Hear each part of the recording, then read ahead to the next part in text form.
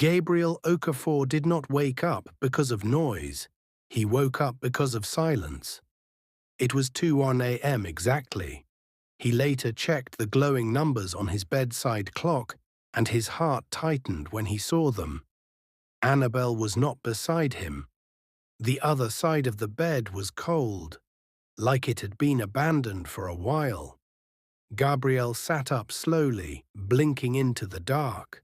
Their room in their Lagos home was big and calm, with the soft hum of the air conditioner and the faint smell of Annabelle's body lotion still hanging in the air. But she was gone again. Gabriel stood up, careful not to make the wooden floor creak. He walked barefoot, step by step, toward the bathroom door. It was closed. A thin line of light slipped out from under it.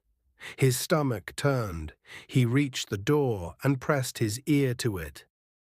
At first he heard only the tap.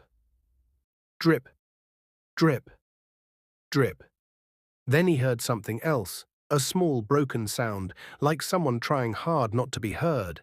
A sniff, a shaky breath, and then the quietest sob.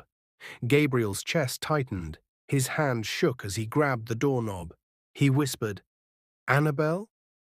The crying stopped immediately. Silence. Gabriel waited, holding his breath.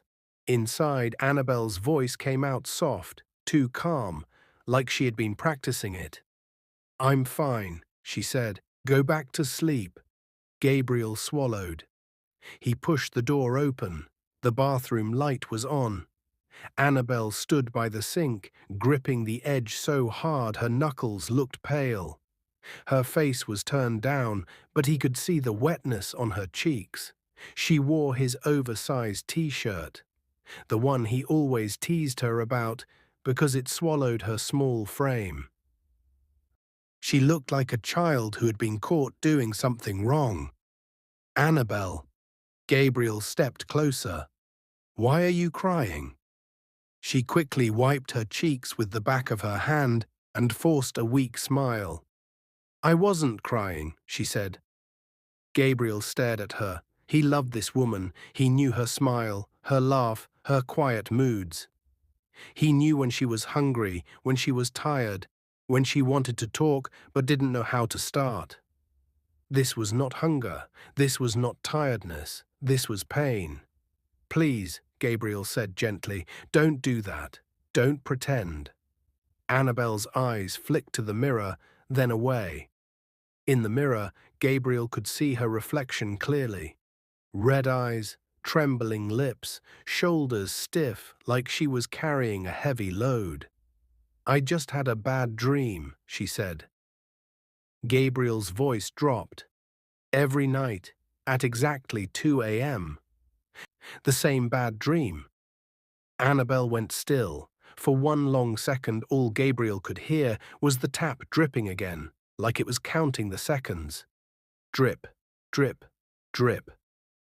Annabelle's fingers tightened on the sink. "Gabriel," she said quietly, "please, just go back to bed." Gabriel shook his head slowly. "No," he said, "not this time." He stepped closer, his voice firm but still soft. "Why 2 a.m., Annabelle? Why are you always here at that time? What happens at 2 a.m.? Annabelle's lips parted, but no sound came out. Her eyes filled up again, fast, like a cup being poured. Gabriel's heart broke. He reached out and touched her shoulder. She flinched, just a small movement, but it hit Gabriel like a slap. Annabelle never flinched from him. "What are you not telling me?" he asked. Annabelle squeezed her eyes shut. A tear rolled down and fell onto the white sink. Then another, then more. She tried to stop it, but it was like her body had decided it couldn't hold it anymore. "Gabriel," she whispered, voice shaking, "I don't want to spoil your peace." "My peace," Gabriel repeated, confused. "Annabelle, you are my peace." Annabelle let out a small laugh that wasn't happy at all. "You say that because you don't know," she said. Gabriel frowned. Don't know what? Annabelle turned her face away from him and stared at the towel rack like it had the answer. She spoke slowly, as if each word hurt her tongue. In Abuja. Before Lagos. Before you, she began. Gabriel's throat went dry. He knew Annabelle came from Abuja. He knew she had lost her parents. She had told him that she was the only survivor of a tragedy, that she came to Lagos to start again. She said she didn't like talking about it, and Gabriel had respected that. But now, standing in this bright bathroom at 2am, he felt like he had been living beside a locked door for months. And tonight, that door had cracked open. Before you, Annabelle continued, voice smaller, someone loved me. Gabriel's brows pulled together. Someone loved her. He already knew she had a past. Everyone did, but the way she said it, like the love was still alive somewhere, made his chest burn. Okay, he said carefully, that's normal. You had a life before me. Annabelle shook her head quickly. No, she whispered, not like this.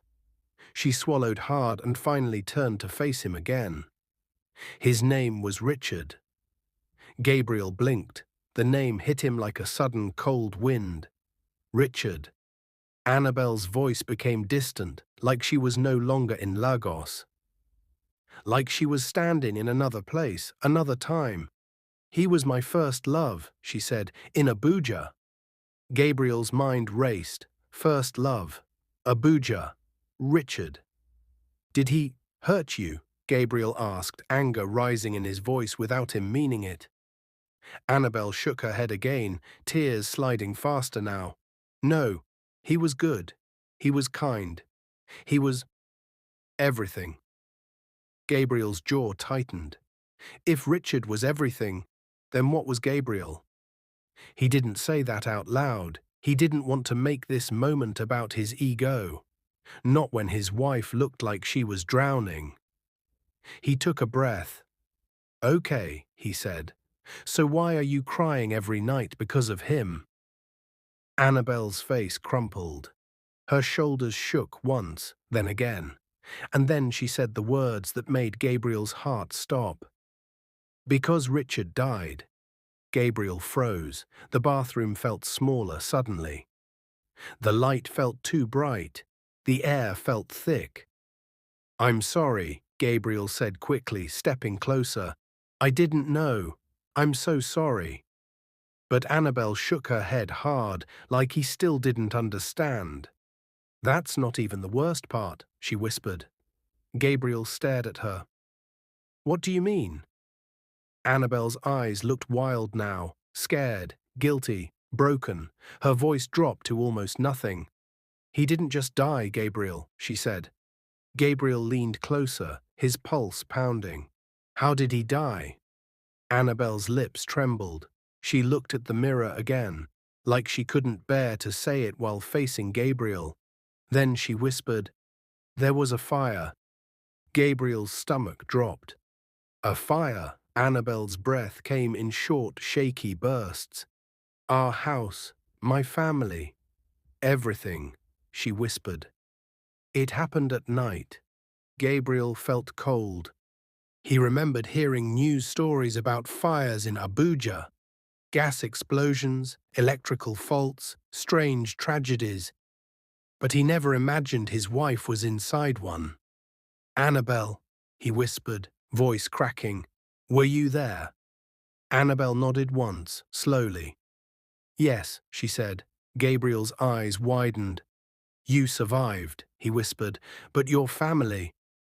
Annabelle's face tightened like she was trying not to fall apart. My parents, she said, my younger sister, my brother, even my auntie who lived with us. All of them. Gabriel's mouth opened, but no words came out. This was bigger than he thought. Way bigger. He reached out with both hands and gently held her shoulders. Oh God, he said softly. Annabelle, I'm so sorry. Annabelle's eyes locked on his, and something sharp flashed there. fear mixed with a warning. "Gabriel," she said, voice low, "you're sorry now because you still think I'm only a victim." Gabriel frowned, confused. "What do you mean?" Annabelle swallowed. Her whole body trembled. Then she whispered the sentence that changed everything.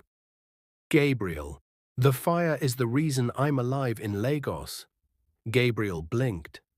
That didn't make sense. "The fire is the reason you're alive," he repeated.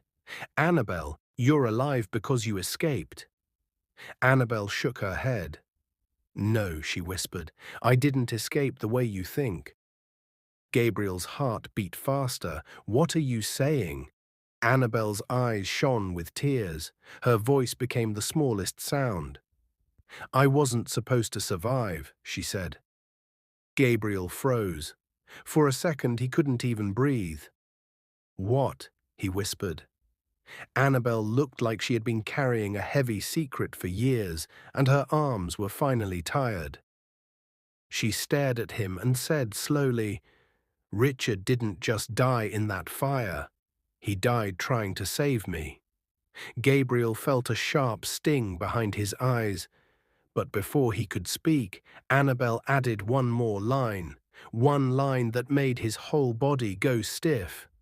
"And Gabriel, I never told you the truth about what happened that night."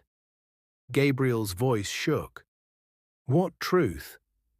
Annabelle opened her mouth. Then a sound sliced through the bathroom, sharp and sudden.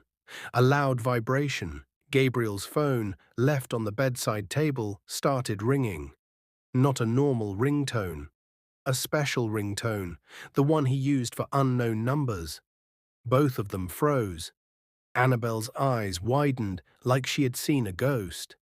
Gabriel stared at her. "Why are you looking like that?" he asked. Annabelle didn't answer. The phone kept ringing, louder, like it refused to stop. Gabriel turned and rushed to the bedroom. He grabbed the phone and looked at the screen. Unknown number. His thumb hovered. He looked back at Annabelle, who had followed him to the doorway. Her face was pale. "Don't pick it," she whispered. Gabriel's heart slammed. "Why?" he asked. "Who is this?" Annabelle's lips shook as she whispered the words that made Gabriel's blood run cold. "Because the last time a number like that called me, my whole life caught fire." Gabriel stared at the phone, ringing in his hand. Then, slowly, he pressed answer. "Hello," he said. For a second, there was only static. Then a man's voice came through, low, calm, and familiar, in a way Gabriel did not understand. "Good morning, Gabriel Okafor," the voice said. "Tell your wife. The dead don't stay buried forever." Gabriel's eyes widened. His hand went numb. He turned slowly toward Annabelle. Annabelle covered her mouth with her hand. And Gabriel realized in that moment that Richard's death might not be the end of Annabelle's past. It might be the beginning. Gabriel stood in the middle of the bedroom like someone had poured cold water on him. The phone was still pressed to his ear, but his hand had gone stiff. His eyes stayed on Annabelle. Annabelle looked like she could not move. Her fingers covered her mouth. Her shoulders shook, not with loud crying, but with the kind of fear that makes a person forget how to breathe. "Hello?" Gabriel said again, forcing his voice to work. "Who is this?" A soft chuckle came from the other side. "You don't recognize me," the voice said, calm and slow. "That's fine. You were not there when everything burned." Gabriel's jaw tightened. "If you are trying to threaten my wife, you picked the wrong house." "Ah," the voice replied, almost amused.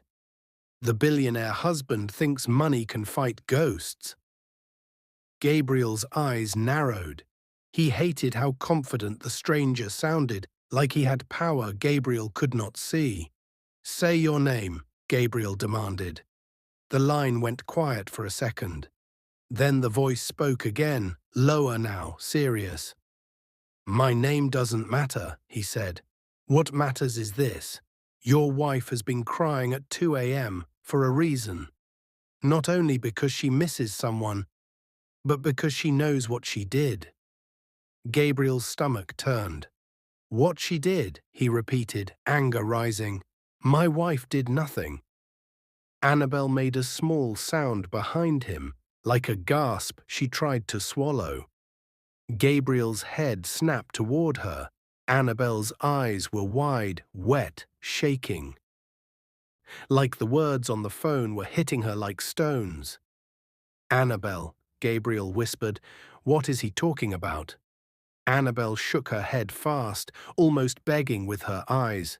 "Don't, please don't." Gabriel turned back to the phone. "You have 10 seconds, he said coldly. "If you don't explain yourself, I will trace this number and—" "You can trace anything you want," the voice cut in, still calm, "but you can't trace the past. And you can't stop it from coming back." Gabriel's fist clenched. "What do you want?" he asked. A pause, then the voice said, "Tell Annabelle to check the back of her old wardrobe trunk, the one she keeps locked like a coffin. Tell her to open the false bottom." Annabelle made another sharp sound, like a quiet scream trapped in her throat. Gabriel turned fully now, staring at her. "Wardrobe trunk?" he asked. "Annabelle, what is he talking about?" Annabelle's lips trembled. She looked like she wanted to deny it, but her eyes dropped to the floor like she had been caught. "Gabriel," she whispered, "please, don't." The voice on the phone continued, like he was standing inside their room. "There's a photo in there," the voice said, "and a ring, and a report." Gabriel's heart pounded. "What report?" he asked. The voice gave one last quiet laugh. "A report that shows the fire was not an accident." Then the line went dead. Gabriel pulled the phone away from his ear and stared at the screen. Call ended. For a moment, there was only silence. Then Gabriel looked at Annabelle again. His voice was quiet but sharp. "Annabelle," he said, "what trunk is he talking about?" Annabelle's hands were shaking. Tears sat on her lashes like little drops of glass. I have a trunk," she admitted. Gabriel swallowed hard. "How long have you had it?" he asked. Annabelle's voice broke. "Since I came to Lagos," she said. Gabriel stared at her. "So you've been keeping something from Abuja in our house all this time?" Annabelle flinched like he had slapped her. "It wasn't like that," she whispered. "I wasn't trying to betray you." Gabriel took a deep breath and forced himself to calm down. He remembered her crying, the way she looked in the mirror, the way she tried to hide it. This wasn't just lies. This was trauma, fear, and something else, guilt.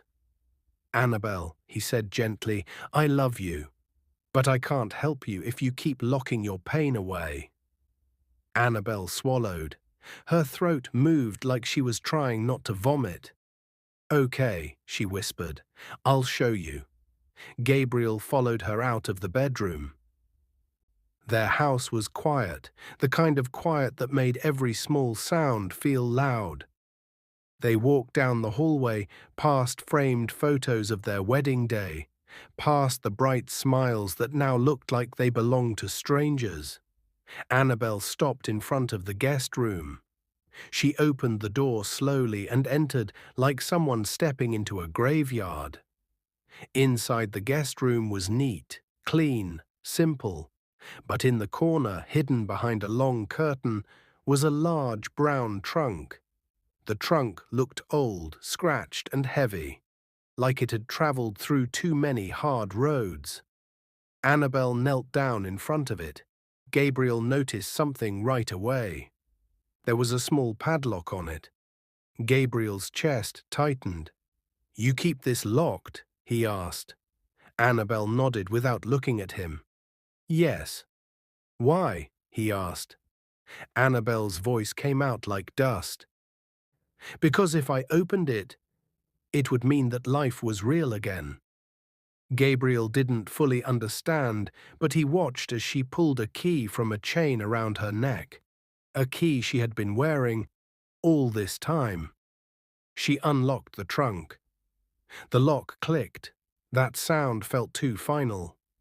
Annabelle lifted the lid slowly. Inside were neatly packed items: old clothes, a faded scarf, a small Bible, letters tied with ribbon, and a thick envelope with stains on the edges.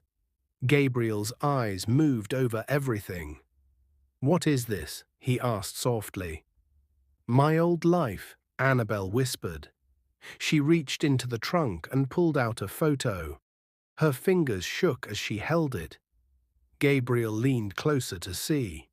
The photo showed a younger Annabelle, maybe early 20s, standing beside a man. The man was tall and handsome, with a warm smile. His arm was around her waist.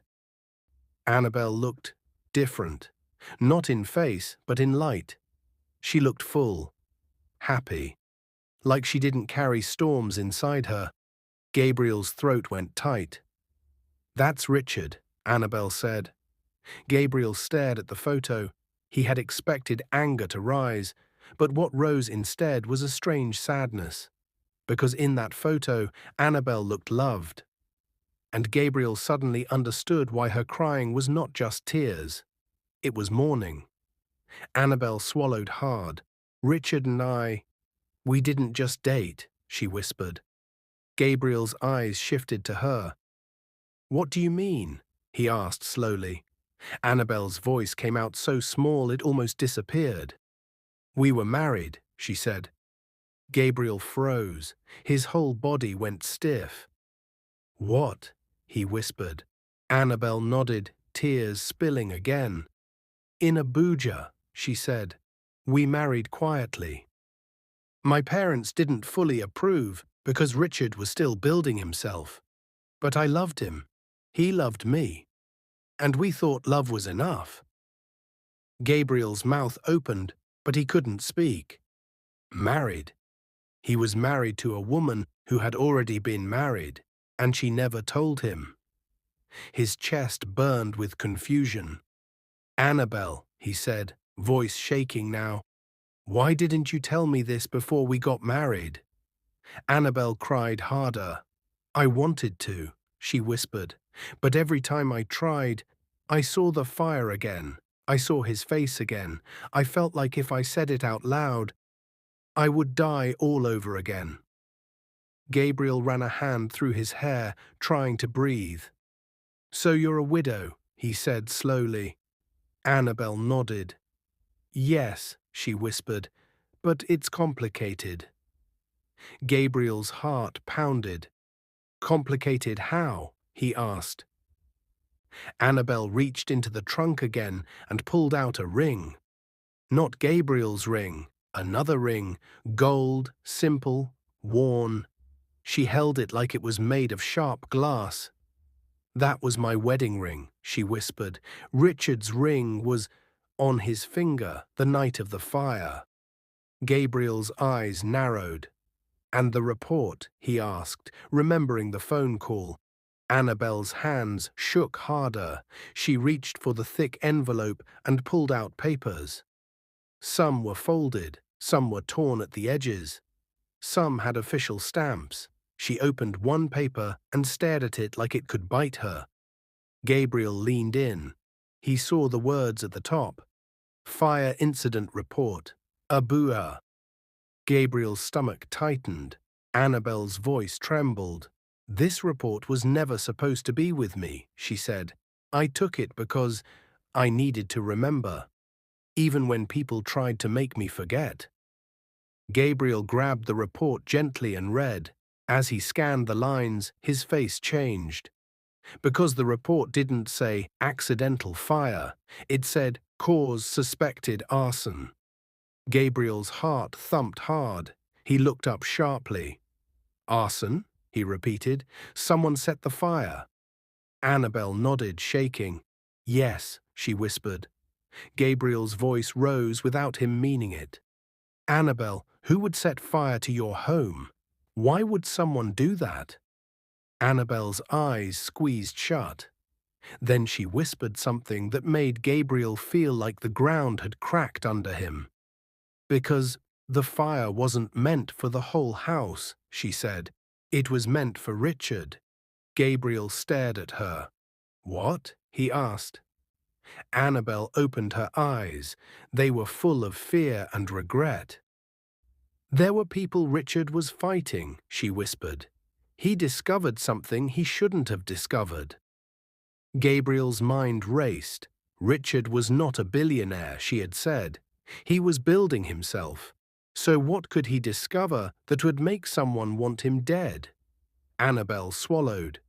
He worked as a junior officer, she said. Not a big man, not powerful, but he was honest. Too honest. Gabriel's heart beat faster. In what office? He asked. Annabelle hesitated. Then she said the words.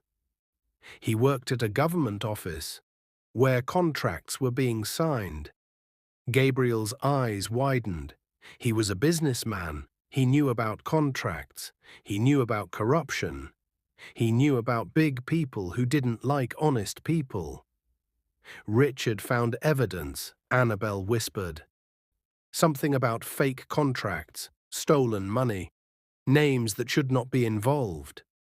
Gabriel's jaw tightened. And he told you? He asked. Annabelle nodded. Yes, she whispered.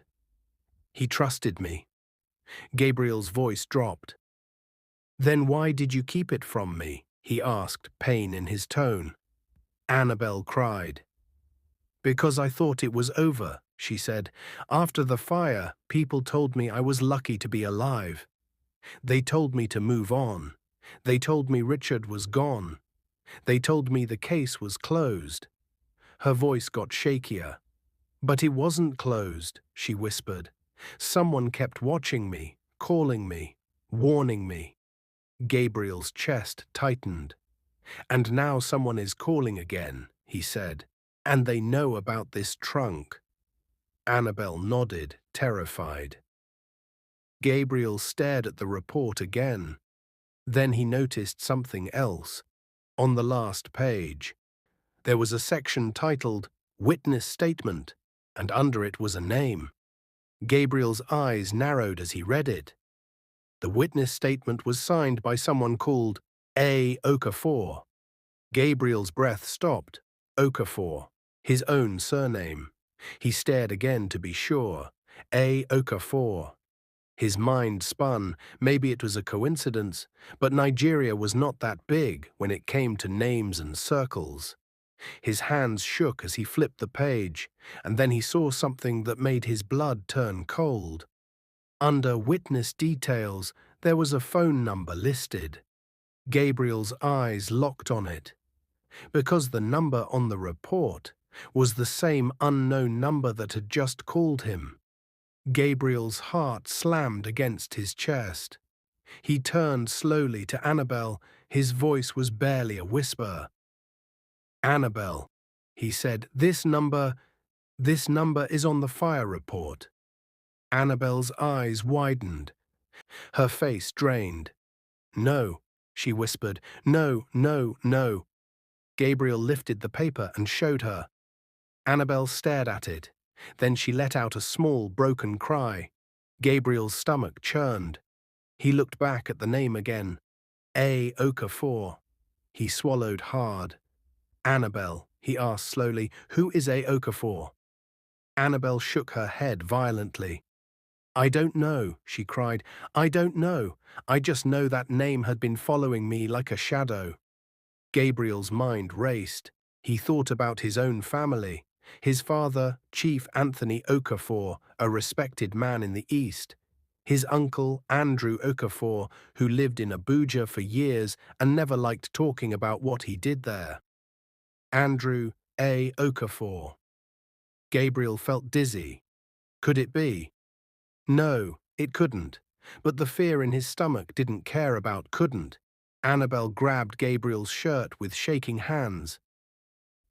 "Gabriel," she begged, "please, tell me your family has nothing to do with this." Gabriel stared at her, unable to answer quickly, because in his mind he could already see his uncle's face. The way Uncle Andrew always avoided questions. The way he always smiled like he knew secrets. Gabriel swallowed hard. I don't know," he admitted. Annabelle's eyes filled with fresh terror. At that same moment, bang, bang, bang. A loud knock came from the front gate, not a normal knock, a harsh, angry pounding. Gabriel froze. Annabelle screamed softly and held onto him like a child. The pounding came again, louder. Bang, bang, bang. Then a voice shouted from outside, deep and commanding, "Gabriel Okafor, open this gate now." Gabriel's blood ran cold, because he knew that voice. He hadn't heard it in years. But he knew it. It was Uncle Andrew. And Uncle Andrew sounded furious. Gabriel slowly stepped away from Annabelle, his heart racing. Annabelle clutched the fire report like it was the only thing keeping her alive. Gabriel walked toward the window and pulled the curtains slightly. Outside, under the bright security light, stood a man in a dark suit. A tall man, a man with a hard face, a man Gabriel had always called Uncle, Uncle Andrew Okafor, and behind him were two other men. One of them held a small black folder. The other one looked like security. Annabelle's voice shook behind Gabriel. "Gabriel," she whispered, "why is he here at this time?" Gabriel didn't answer, because his mind was stuck on one terrifying thought. If Uncle Andrew was the one pounding their gate, then maybe the past wasn't chasing Annabelle anymore. Maybe it had finally found her. The pounding on the gate stopped. The silence that followed felt heavier than the noise. Gabriel stood still, his hand resting on the curtain, his eyes fixed on the figure outside. Uncle Andrew Okafor stood under the bright security light like a man who owned the night. His face was hard, unreadable. The two men behind him did not move. One held a black folder tight against his chest. The other kept his hands behind his back, watching the house like a guard. Annabelle's fingers dug into Gabriel's arm. "Gabriel," she whispered, her voice shaking, "why is he here?" Gabriel swallowed. His mouth felt dry. "I don't know," he said. It was the truth, and it scared him. Another knock came. This time it was slower, controlled. Gabriel, Uncle Andrew's voice came again, low and firm. "Open the gate. We need to talk." Annabelle shook her head, panic in her eyes. "At this hour," she whispered, "after that call, after everything." Gabriel closed his eyes for a moment and took a deep breath. He was a businessman. He had faced threats, bad deals, angry partners. But this felt different. This was personal. This was blood. "I'll handle it," he said quietly. Annabelle grabbed his shirt. "No," she begged. "Please don't go alone." Gabriel looked at her, really looked at her. Her eyes were red and swollen. Her shoulders were tight with fear. She had carried this pain alone for too long. "You're not alone anymore," he said. "Whatever this is, we face it together." He took her hand and walked toward the front door. The house lights came on as they moved. The quiet rooms felt like witnesses to something terrible about to happen. Gabriel pressed the button on the intercom. "Uncle," he said, keeping his voice steady, "why are you here?" Uncle Andrew looked up at the camera. "Because things have gone too far," he said. "Open the gate." Gabriel hesitated. "What things?" he asked. Uncle Andrew's eyes flicked to the door, then back to the camera. "Not on this thing," he said. Open the gate. Gabriel looked at Annabelle.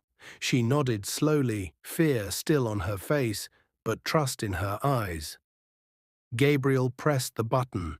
The gate slid open with a low mechanical sound. Uncle Andrew walked in first, confident. The two men followed. When they reached the porch, Uncle Andrew lifted his hand. "Wait here," he told them. They stopped. Uncle Andrew stepped closer to the door. Gabriel opened it. For a moment, uncle and nephew stared at each other. Andrew Okafor looked older than Gabriel remembered. His hair had more grey now. His face had deeper lines, but his eyes were the same, sharp, watchful, full of secrets. "Good evening," Andrew said, his tone polite but cold. "It's morning," Gabriel replied. 2:30 a.m. Andrew smiled slightly. "Time is funny when the past wakes up," he said. Annabelle stiffened. Andrew's eyes moved to her. He paused. Something flickered across his face. Recognition. Then it was gone. "Annabelle," he said calmly. "It's been a long time." Annabelle's breath caught. "You know her," Gabriel said, his voice hardening. Andrew looked back at Gabriel. "Of course," he said. "I know her." Gabriel felt anger rise. "How?" he asked. Andrew stepped inside without waiting for permission. He glanced around the house like he was inspecting property. "You've done well for yourself," he said, ignoring the question. "Lagos suits you." "Answer me," Gabriel said. Andrew turned. "I knew Annabelle in Abuja," he said, "before the fire." Annabelle's knees went weak. She held onto the doorframe. Gabriel felt like his heart was being squeezed. "You knew my wife," he said slowly, "before I met her. And you never said anything." Andrew shrugged. "Some things are better left buried," he said. Annabelle found her voice. "You lied," she said, her voice shaking. "You said you didn't know me." Andrew looked at her, his face calm. "I said I didn't know you well," he replied. "That was not a lie." Gabriel clenched his fists. "Why are you here?" he asked again. "And don't insult us with half answers." Andrew sighed like a tired teacher. "Because someone made a mistake," he said, "and that mistake could destroy all of us." He nodded toward Annabelle. "She opened the trunk," he said. Gabriel's blood ran cold. "You know about the trunk," Gabriel said. Andrew's eyes moved to the hallway, then back. "Yes," he said. "I always knew." Annabelle let out a small cry. "You watched me," she said, "all these years." Andrew didn't deny it. "Watching is not harming," he said. "Sometimes it is protecting." "Protecting who?" Gabriel snapped. "Her, or yourself?" Andrew's jaw tightened. "Sit down," he said. "Both of you." Gabriel hesitated, then led Annabelle to the living room. They sat opposite Andrew. The space between them felt like a wall. Andrew adjusted his cufflinks and spoke. "The fire in Abuja was not random," he said. "You already know that." Annabelle nodded slowly.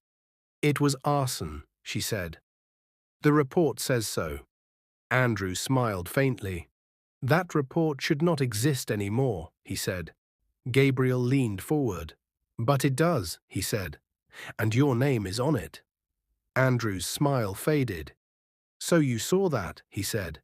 "Yes," Gabriel replied. "A. Okafor, same number, same voice." Andrew exhaled slowly. "You think I set the fire," he said. Annabelle looked down. "I don't know what to think," she whispered. "But I know Richard died because of something he discovered." Andrew's eyes darkened. "Richard was careless," he said. Annabelle shot up from her seat.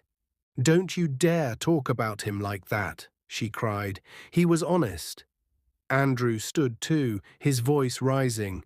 "Honest people die first," he snapped. "That is how the world works." Gabriel stepped between them. "Enough," he said. "Tell us the truth. All of it." Andrew stared at him for a long moment. Then he sat back down, suddenly tired. "Richard found documents," Andrew said quietly. "Proof of money being moved through fake contracts. Big names were involved. Very big names." Gabriel's mind raced. "And you were one of them," he said. Andrew looked away. "Yes," he admitted, "I was." Annabelle's knees gave way and she sat back down, stunned. "You killed him," she whispered. Andrew shook his head. "No," he said. "I didn't order his death. I ordered silence." Annabelle laughed bitterly. "Silence with fire?" she asked. Andrew rubbed his face. "Things went wrong," he said. "The men I trusted went too far." Gabriel's hands shook. "And you covered it up," he said. Andrew nodded slowly. "Yes." Annabelle stared at him like she was seeing a monster. "You destroyed my family," she whispered. Andrew looked at her, guilt flashing briefly. "I didn't know your parents were home that night," he said. "I thought only Richard would be there." Annabelle screamed. "You thought," she cried. "You thought. My mother burned alive." Andrew flinched. "I live with that," he said quietly. "No," Annabelle said. "You live with money. We live with ashes." The room went silent. Gabriel felt sick. "You said you were protecting her," he said. "How?" Andrew took a breath. "After the fire, some people wanted to finish the job," he said. "They wanted Annabelle dead. She was a witness." Annabelle froze. "You saved me?" she asked, confused. "I delayed them," Andrew said. "I moved her file. I changed records. I made her dead on paper." Gabriel's eyes widened. "That's why no one could trace her," he said. Andrew nodded. "Yes." Annabelle shook her head. "You didn't save me," she said. "You hid me so your secret would be safe." Andrew didn't argue. "Both can be true," he said. Gabriel stood up, anger boiling. "You used her life like a shield," he said. "And now what? Why come now?" Andrew looked at the black folder outside. "Because someone else found the documents Richard hid," he said. Annabelle's heart pounded. "He hid copies," she whispered. "I didn't know where." Andrew nodded. "They've surfaced," he said, "and the people involved are panicking." Gabriel's stomach dropped. "What does that have to do with us?" he asked. Andrew looked straight at Annabelle. "Because the copies are in your handwriting," he said. "Richard trusted you. You rewrote parts. Your handwriting is proof." Annabelle felt dizzy. I only helped him organize," she whispered. Andrew nodded. "And now your name is dangerous again." Gabriel clenched his jaw. "So why are you here?" he asked. "To threaten us. To finish what you started?" Andrew stood. "I'm here to make an offer," he said. "What offer?"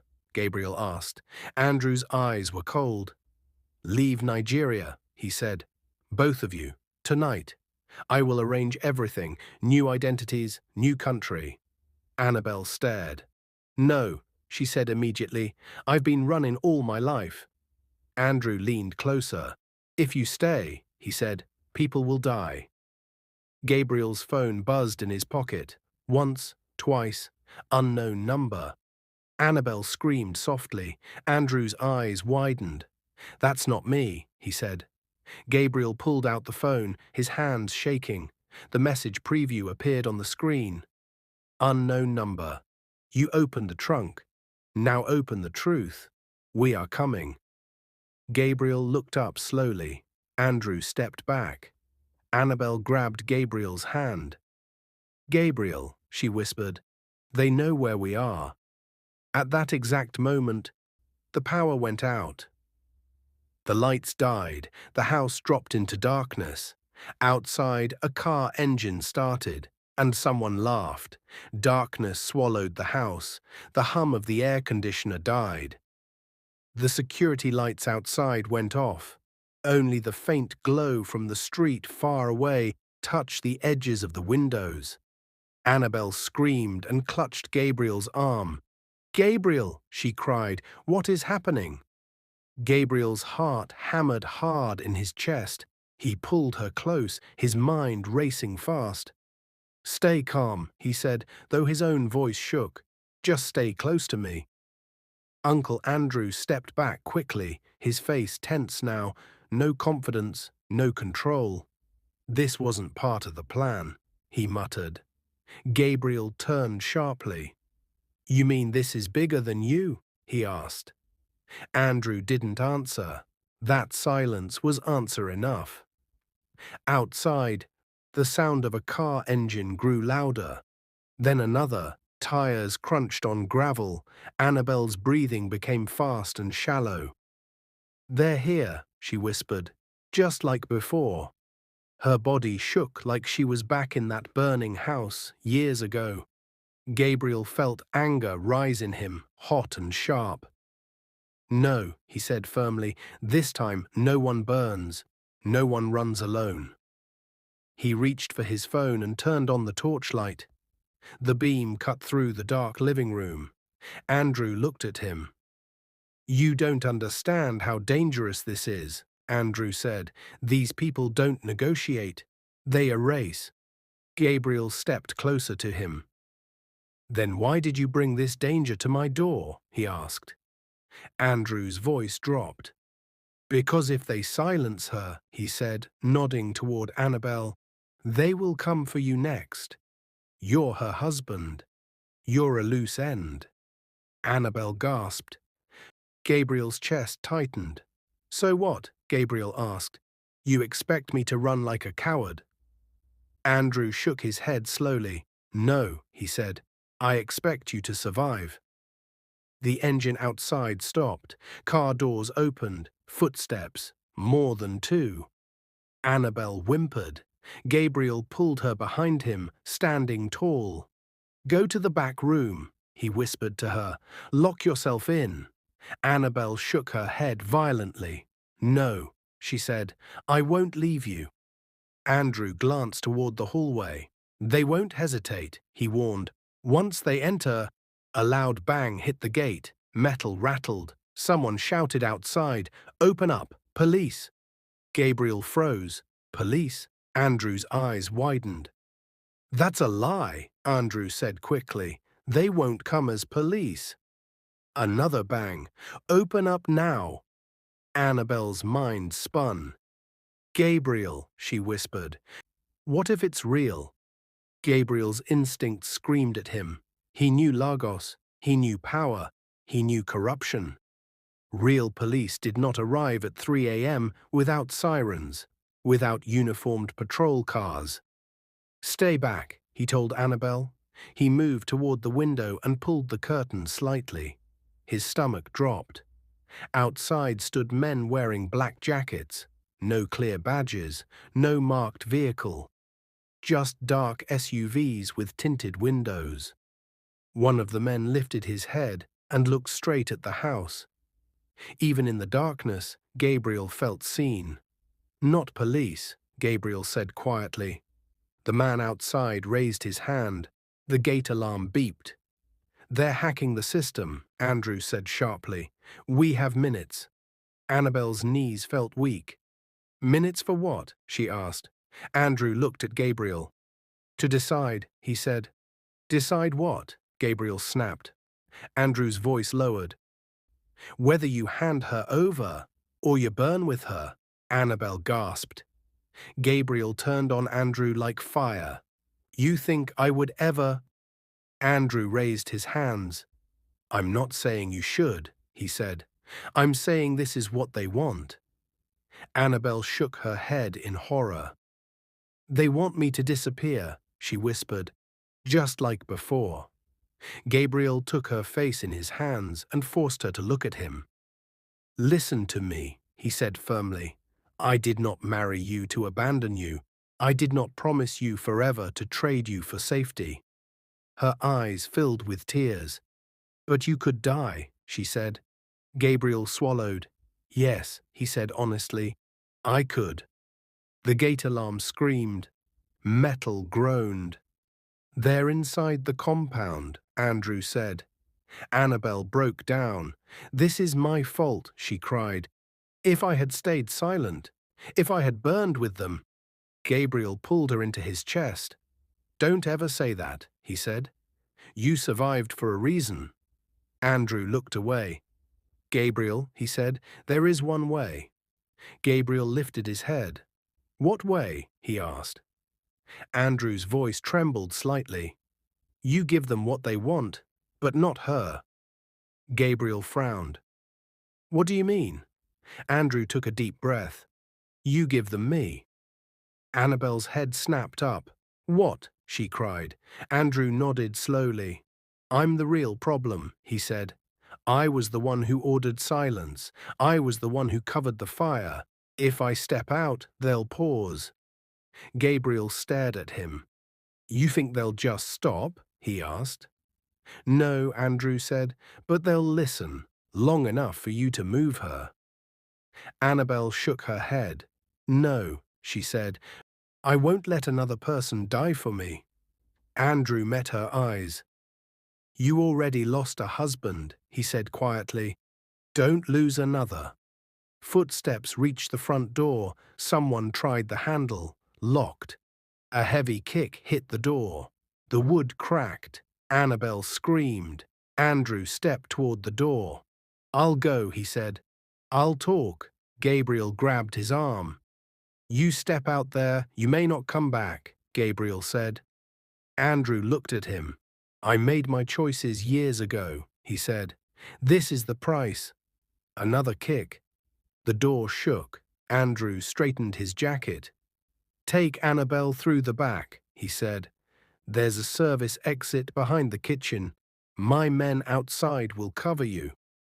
Gabriel hesitated. You planned this, he said. Andrew nodded once. I hoped I wouldn't need it.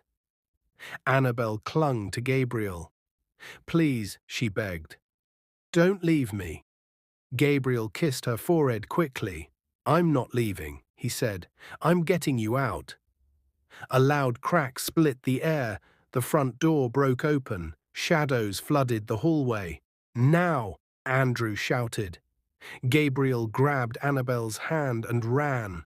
They rushed through the kitchen. The back door was already open. Cold night air hit them. Behind them, voices shouted. Andrew stepped forward into the light, raising his hands. I'm here, he yelled. I'm the one you want. Annabelle turned back, tears streaming. Uncle Andrew, she cried. Andrew didn't look at her. Run, he said.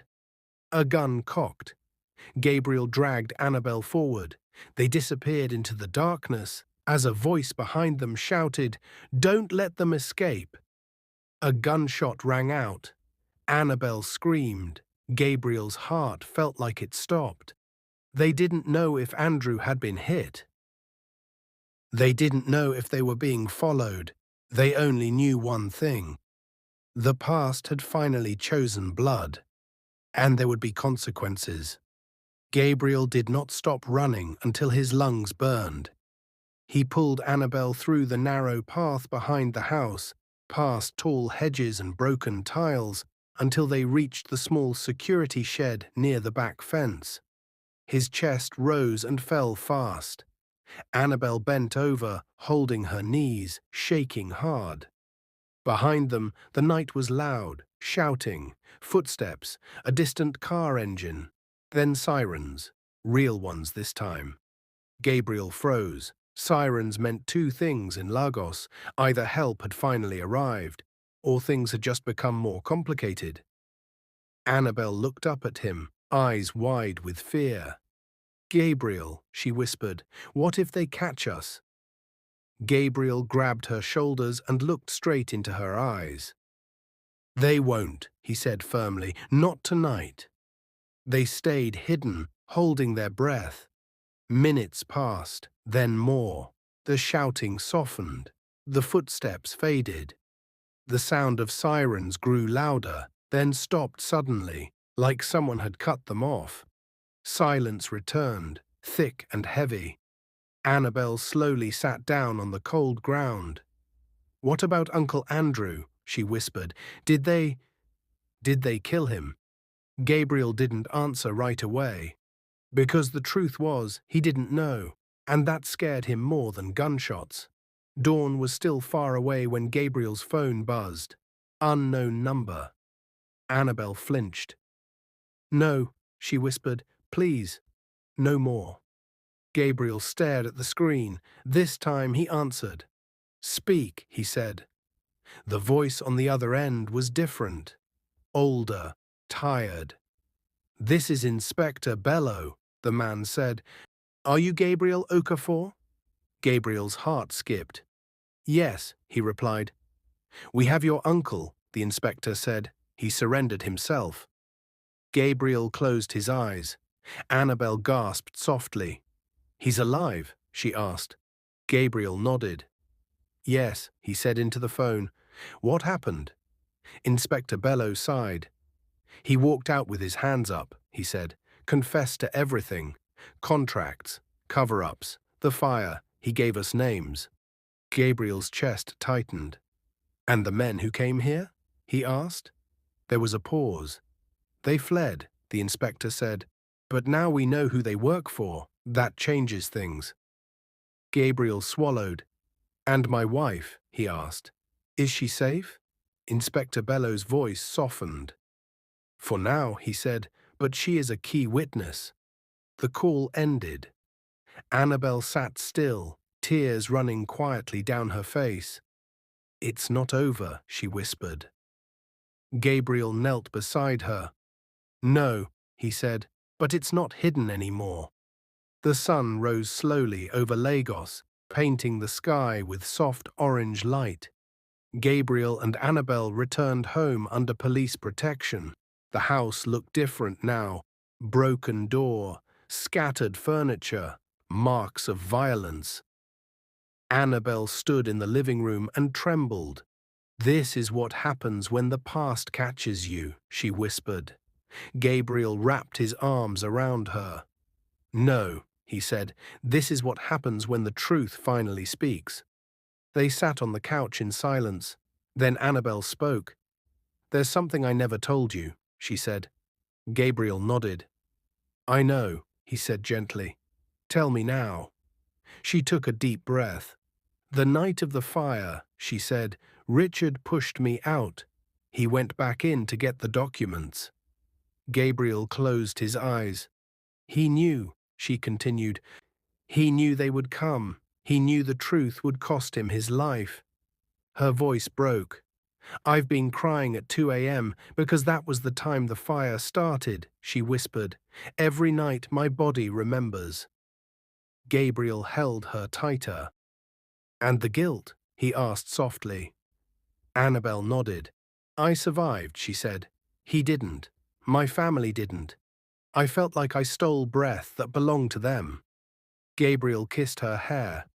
"You didn't steal anything," he said. "You were chosen to live." Annabelle looked at him. "But why?" she asked. Gabriel met her eyes. "So the truth wouldn't die with him," he said. The news broke across Nigeria. Former government official confesses to arson and fraud, Abuja. Fire case reopened. Photos of Uncle Andrew filled the screens. So did names, big names. The country shook. Annabelle watched the news silently. Gabriel turned it off. "You don't have to watch," he said. "I need to," she replied, "for Richard." Annabelle stood in an office building with white walls and a small Nigerian flag in the corner. She sat across from investigators, hands folded tightly. She told them everything. Richard, the documents, the fire, the calls, the trunk. When she finished, the room was quiet. One of the officers spoke gently. "You've been very brave," he said. Annabelle shook her head. No, she said, I've just been tired of hiding. Life did not return to normal, but it became honest. Gabriel and Annabelle moved to a quieter home.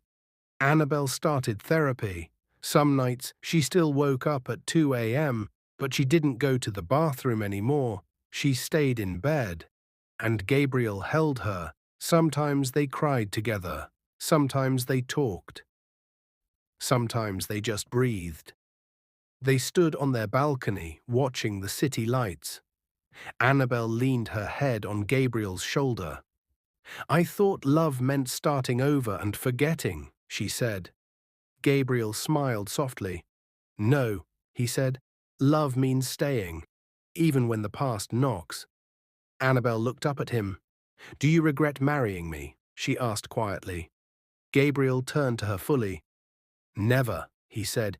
You didn't bring fire into my life. You brought truth. Tears filled her eyes. For the first time, she said, I feel alive without guilt. Gabriel took her hands. And for the first time, he said, I know love is not about perfection. It's about courage. That night at 2 a.m., Annabelle woke up. But she did not cry. She looked at the clock. Then at Gabriel. And for the first time in years, she closed her eyes again. Not as a woman running from fire, but as a woman finally at peace. If you loved this story, kindly subscribe to this channel right now, hit that like button, and in the comments tell us, what lesson did you learn from this story? Turn on notifications so you never miss our stories. Share this video with your friends and family. Thank you for watching, and see you in the next interesting story, bestie.